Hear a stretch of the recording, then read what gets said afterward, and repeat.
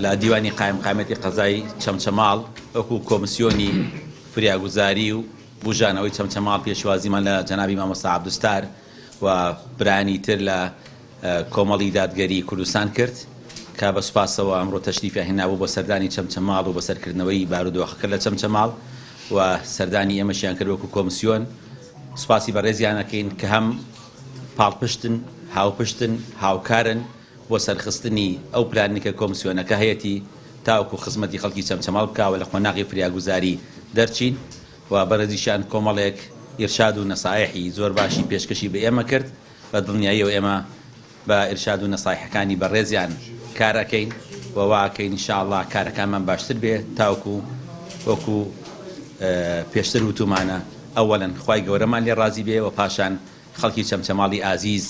ئەوەی کە لەسەر شانمان وەکو ئەرکدایان